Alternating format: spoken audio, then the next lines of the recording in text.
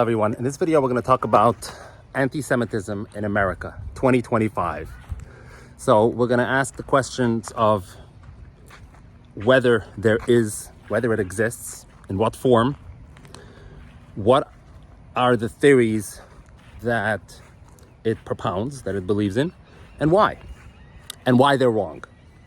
So without further ado, let's talk about anti-Semitism in America. So the first thing I have to say about this is that it's very, very, very, very important to distinguish between Jew hatred on the left, which has been going on for some time, and anti-Semitism, which is from the right. Now, I have always made this distinction. You can go back to my social media history for years, and I've always bristled whenever people called, the protests against Israel, against Gaza, etc., whenever they call that anti-Semitic. It's not. It's clearly not anti-Semitic. The Harvard protests, all of that stuff, harassing Jews, that's not anti-Semitism. That's progressive anti-Zionism. If you want to call it anti-Jews, okay, but don't call it anti-Semitic, okay? If there is an Arab in the protest, it's not anti-Semitic, because the Arabs are Semites.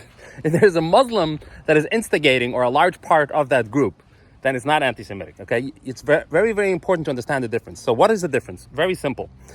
The animosity towards Zionism mostly, but by extension, Jews in general, to a certain extent at least, is driven by a leftist view of the world that society can be divided into oppressors and the oppressed.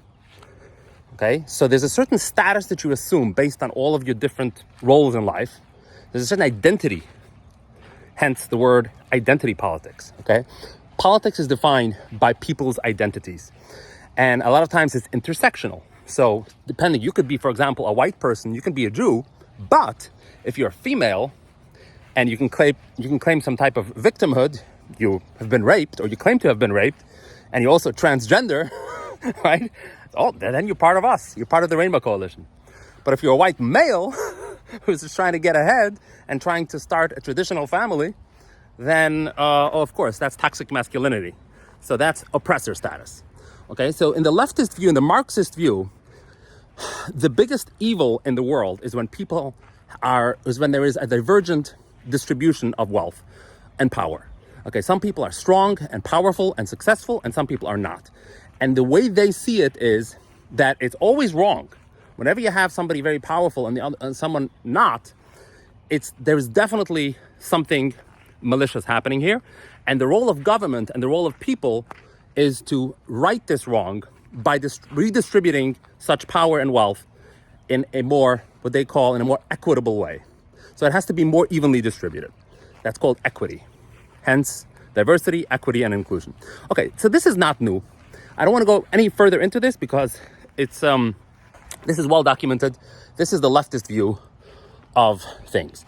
Now, why do they hate Zionism? Very simple. Because the Zionists are the ones who are militarily far more powerful than their neighbors. They're obviously more powerful than the Palestinians, but they also won the 6-Day War, the Yom Kippur War, the War of 1948. Every war that Israel has had with its Arab neighbors, they won. So Israel is obviously a lot stronger. They're also allied with the United States, which is a superpower, as opposed to the other states, which used to be allied with Russia, which was always weaker. So according to the Marxist view, oppressor versus oppressed, Israel is the oppressor, and the Palestinians, quote unquote, they're the oppressed. You know whom to side with, right? The oppressor is the evil one. Context doesn't matter. And the oppressed one is the just one, the righteous one. That's how they say. Again, it's status driven, it's identity driven. Once you assume an identity, nothing else matters. Your religion doesn't matter, your motives don't matter, circumstances don't matter. It's the identity that matters. Okay, so we understand what their motive for Jew hatred and more specifically Zionism hatred is driven. Now, the hatred towards Jews from the right and Zionism is driven from a completely different angle. Now, it is true that they are converging in 2025. Very recently, you've seen, for example, the Young Turks citing Tucker Carlson. They love Tucker Carlson now.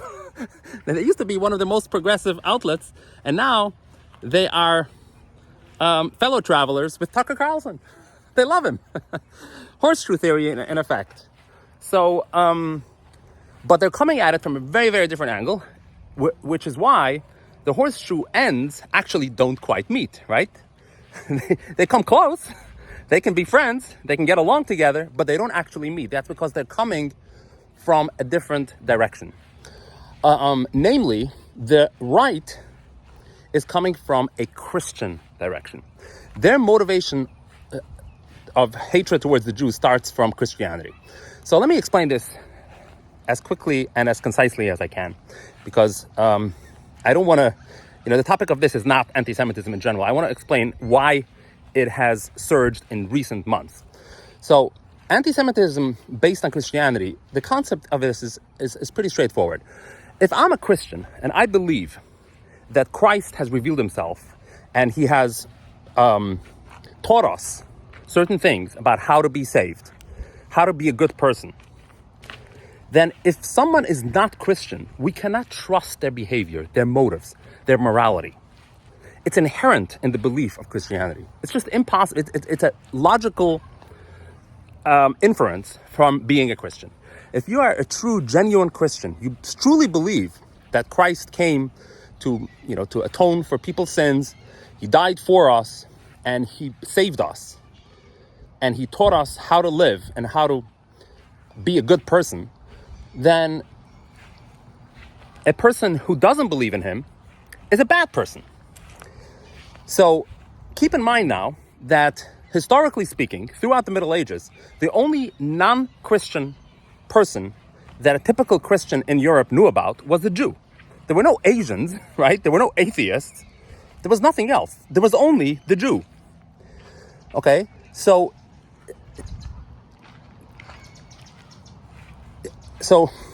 the Christian attitude towards the Jew throughout the Middle Ages was one of suspicion. What are you up to? What are you doing? Can I trust you? No, I can't. You're probably doing something immoral here. Whenever there was anything going wrong in society, anything, you automatically blame the Jews. Keep in mind that this is a society that is mostly illiterate, by the way.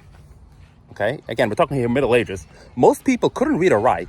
It's completely scienceless. There was no science at all. Okay? Much less than there was in previous ages during for example, the Hellenistic period, when people were more enlightened and more rational.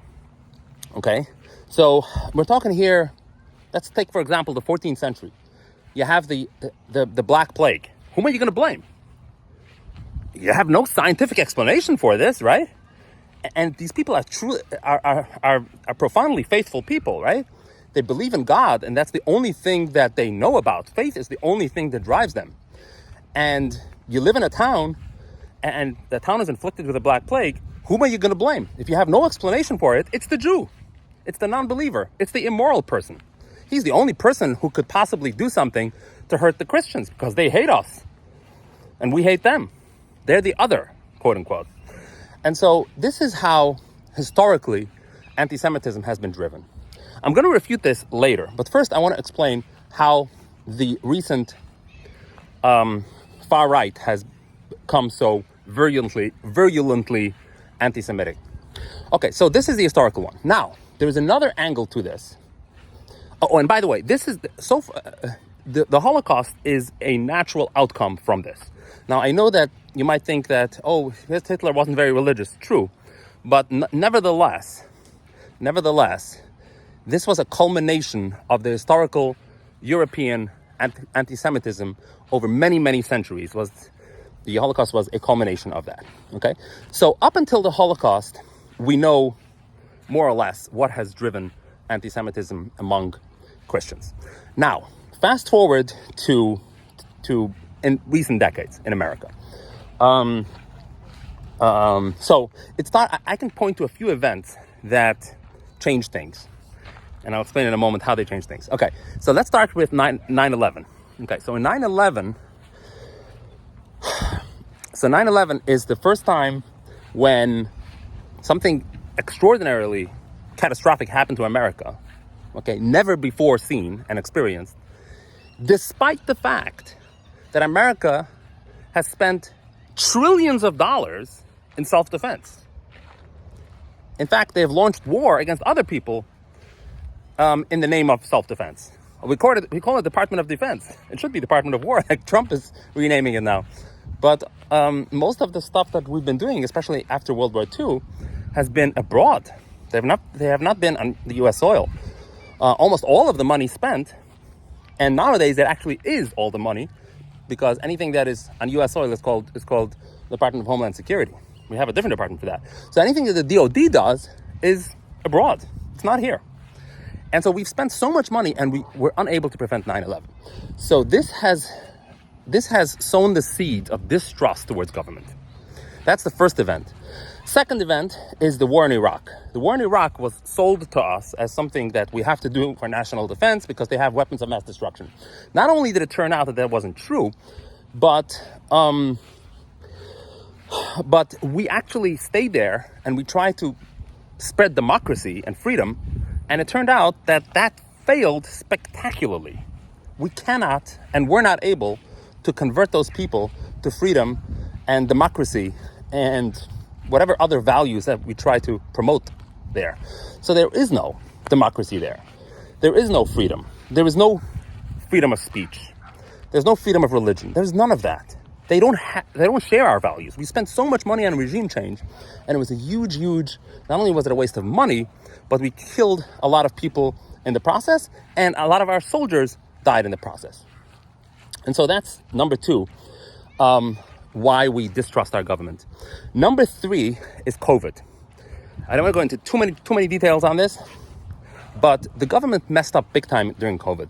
So during COVID, the government told us, for example, that it wasn't from China. It was from the market. That's how it started. That was a lie. It did come from China. It did come from a lab. I'm sorry, I meant to say it wasn't from a lab, from the Wuhan lab. So of course, the government didn't want to admit that it came from the Wuhan lab because we helped fund that lab. So they lied to us. And so that's the first lie. Secondly, they told us we have to socially distance ourselves, and that's that's important. Social distancing, lockdowns, all of that stuff. It turns out none of that was true. So it was a huge sacrifice that we paid, especially our kids. But overall society, there was a huge loss in the economy and all of that stuff. Again, I don't want to go into details, but the bottom line is the government lied. They promoted a bad policy. We paid a huge price for that policy, and it just wasn't true. The facts were not true. They told us, hey, you need to wear a mask. The mask didn't do anything.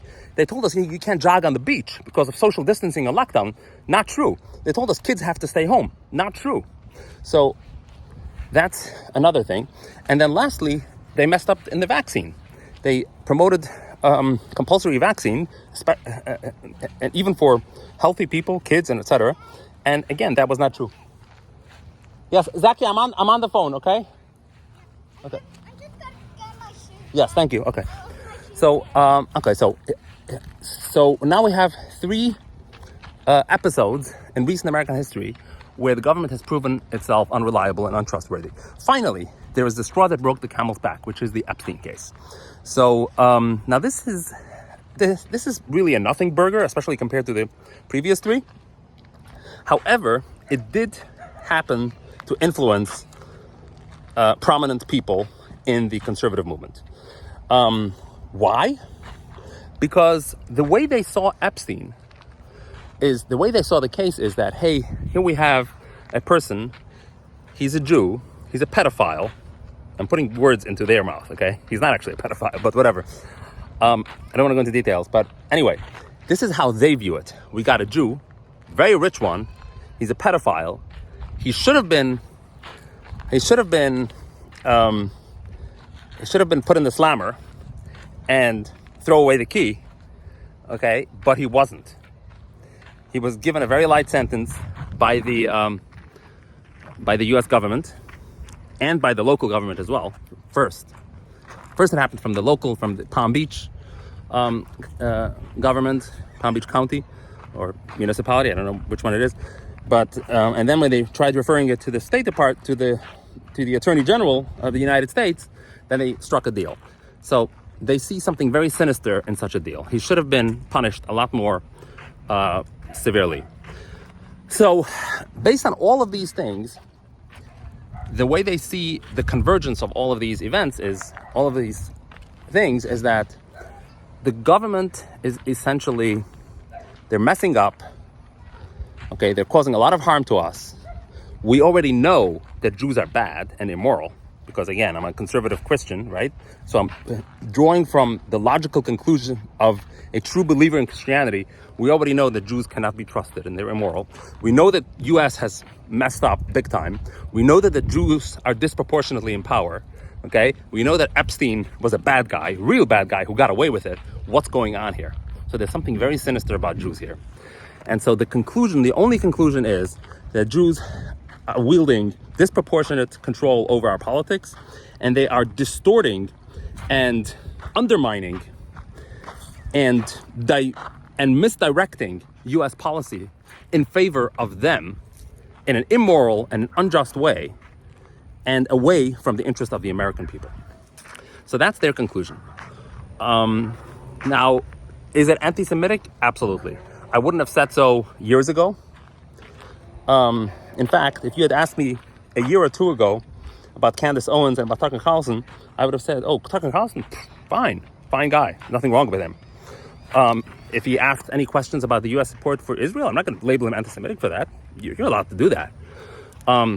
Candace Owens was more extreme, more earlier, but still, I wouldn't have called her. I remember when she had this kerfuffle with Joe, what's his name? Ben Shapiro.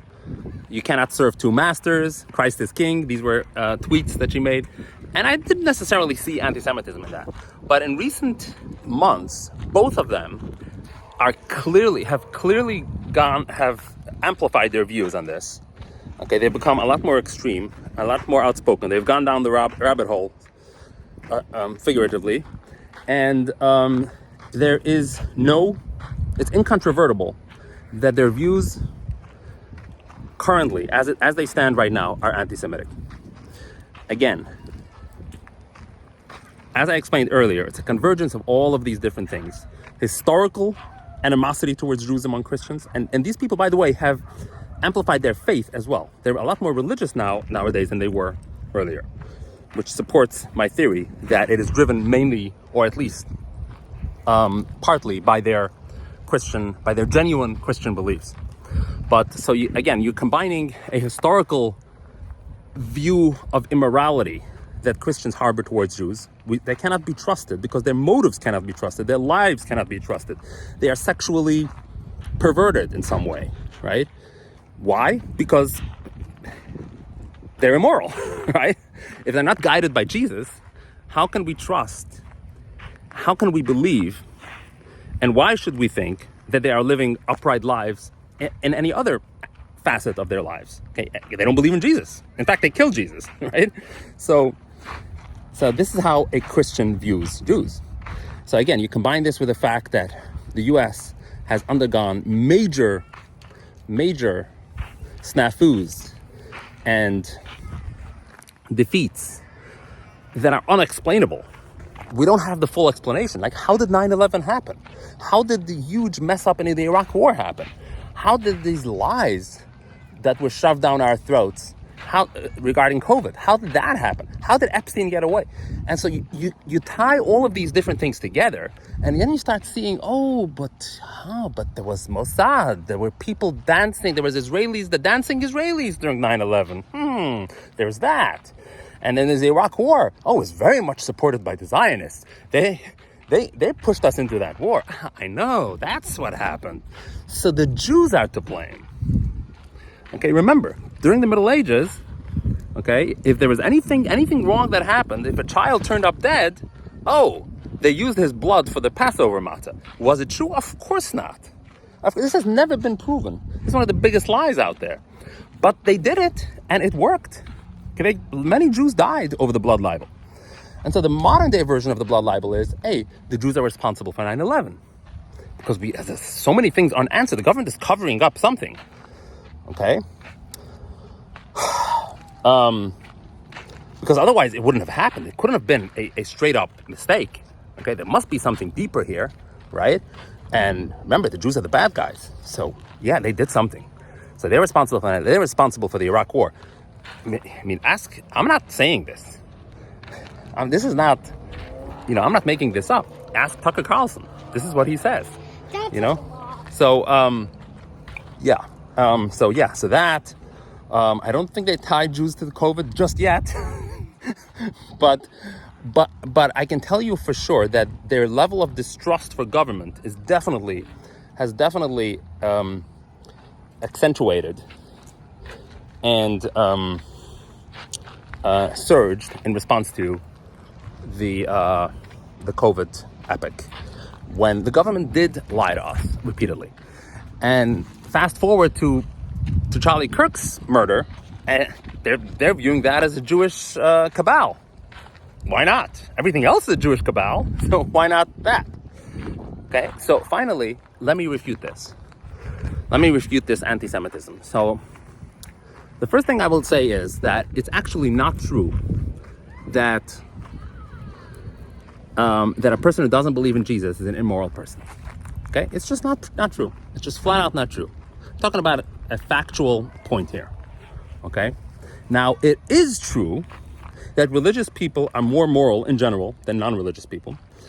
Okay, but the view that Christians versus Jews, like one faith is morally superior to the other, especially with respect to the common things that we consider immoral, such as murder and thievery and rape and all of that stuff. There is no difference historically. I challenge anyone to empirically show me and prove to me that there's a difference either in behavior or in teaching, in doctrine, between Judaism and Christianity with respect to those things. There isn't. And some of it is driven by accidental developments of history that have nothing to do with the religion per se, such as, for example, the fact that Jews were forced to be moneylenders because Christians could not be for moral reasons. So therefore we think, the Jews are greedy. Okay? They want to gain money. They want to accumulate, pile up money through based on other people's works, other people's toils. They're not doing anything. All they're doing is lending money, and then they're just accumulating wealth in the process. That's immoral. Okay? But that's a wrong view, because you, meaning the Christian, you chose the Jew to be your moneylender because you didn't want to borrow money from your fellow Christian because you thought it was immoral. So, and then you turn around and say, you're immoral. If you think that the entire money lending institution is immoral, then don't borrow and lend money, period, from anyone. So instead, they took the biblical verse, and by the way, both people did this. The Jews said, it doesn't apply to us, so we can lend money and borrow money from the Christian with usury. And the Christian said the exact same thing, right? But the only difference is that the Jew was a minority and the Christian was the dominant majority. So for them to see their wealth dwindle in response to usury, they can easily attribute that to the sin of usury, okay? Because they're in control and they can blame others. Whereas the Jew never did that because they were always persecuted. They never had the chance to point fingers at others, okay? So bottom line is that this whole idea that Jews will commit immoral acts based on their greed is just flatly not true. There's no substance to it. Again, I don't want to go into too much details on this, but it's just one of those blood libels, one of those lies that now is true. Now it is true that the Jews are disproportionately wealthier in America nowadays than others, but it's not because of it's not ill-begotten wealth. That's not true. It is absolutely not ill-begotten wealth. The dollar that the Jew has acquired is a dollar that anyone else could have acquired legitimately in the same legitimate way as the Jew did by doing the exact same thing. And listen, if it's illegitimate, then just proscribe it by law. Make it illegal. Okay? So, and other people could do the same thing. So there's no distinction between a Jew and Gentile in this respect. And the same thing is with sexual acts. There's empirically no difference. Now, it so happens to be that Jeffrey Epstein did what he did, whatever. I don't want to go into details, but anyone else could have done it. And empirically, there is no greater incidence of sexual perversion among Jews than Gentiles. So if you hear it from Tucker Carlson and Candace Owens, Candace Owens says about Frankish, this Frankish demonic. He's talking about Jacob Frank. She thinks that somehow there's an undisrupted, there's a continuous strain of Frankism into the modern era. No, there isn't. There's no Frankists out there. Okay, the Frankists were known to engage in sexual impropriety. So, and both Tucker Carlson and Candace Owens, I believe I heard it from both. They'll tell you, Israel is the capital of sex offenders, of pedophiles, right? They go there and they and that's where they receive amnesty, and that's where they receive shelter. So once again, there's no substance to this. What else is there? The Jewish involvement in 9/11. Oh, it's the silliest thing ever. Dancing Israelis. I looked into this case. There were 5 Israelis who were seen smiling and just a general non-sorrowful demeanor right after 9/11 while they were filming the towers burning. Okay, so what does that prove? Nothing. It's not like they were saying, we're happy that it happened. They were just having a good time. Okay, so they did not show sorrow. So no, that doesn't prove anything. And eventually they were deported. They didn't have their visas. Again, I don't want to get into details there, but it's just, there's nothing there. Okay, moving on. The Iraq War has nothing to do with Jews. What is it? George W. was Jewish? I mean, the biggest promoter of that war was Dick Cheney. What, is he Jewish? Are the defense contractors Jewish? I mean, the defense contractors are the ones who were pushing it, right? Dick Cheney presided over, he amassed some of his wealth, if not most of it, through in the defense industry, right? And he's the one who pushed it. There's a pretty straightforward explanation as to why he would be motivated to push such a war.